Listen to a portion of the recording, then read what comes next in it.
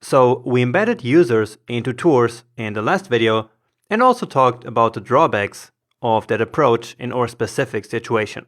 And so in this video, let's actually connect tours and users not by embedding, but instead by a reference. And so to start, let's actually get rid of the code we wrote in the last lecture. Okay, so this one here, responsible for performing the embedding basically. And now let's go here to our guides field. Okay, so this time in this video, the idea is that tours and users will always remain completely separate entities in our database. Okay, so all we save on a certain tour document is the IDs of the users that are the tour guides for that specific tour. Then when we query the tour, we want to automatically get access to the tour guides, but again, without them being actually saved on the tour document itself. And that exactly is referencing. So just as we talked about by the beginning of this section. All right. And so let me now show you how we can implement referencing using Mongoose. Okay. So here in the guides, we will now want to specify an array. Okay. So just like we did before with the locations. And so that then again means that these will be some sub documents. So embedded documents. All right. And now the type is going to be a new type that we never saw before. And that is mongoose.schema.object ID. Okay. And what this means is that we expect the type of each of the elements in the guides array to be a MongoDB ID. All right. And here actually it needs to be a capital O. Okay. Otherwise it's not going to work. And also all of this here needs to be inside of an object, just like any other schema type definition. Okay. Because that's all this really is. Okay. So the type is of this MongoDB ID, basically. And then we also need to now specify the reference. And this is where the magic happens behind the scenes, because here now we say that the reference should be user.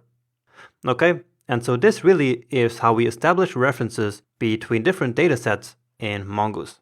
And for this, we actually do not even need to have the user to be imported into this document.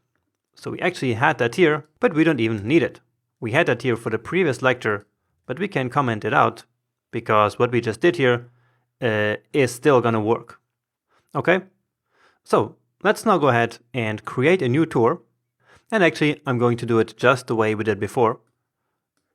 So let's just go ahead and delete this one. Where is the ID? Here we go. So delete tour. So we can use our API for that already. All right. And now we create a new tour. And so just like before, all we pass into the guides is an array of the IDs. All right. But this time we actually specified that an object ID is exactly what we expect. Right. So this here is of the type object ID. But behind the scenes, it's also referenced to the user. All right. So when we now create this tour here, it will actually only contain these IDs and not the user corresponding to the IDs. So let's take a look at that. And so, yeah, here we go. So this is exactly the data that we put in, just the IDs of the tour guides. Okay, and that's exactly what we were expecting, because for now, all we really have is the references inside Mongoose. And we will then take care of actually getting the data to show up in our output in the next video. Okay, because we will do that in two different ways. Let's also take a look here at Compass really quick, just to see that as well. Where is that? Yeah, here.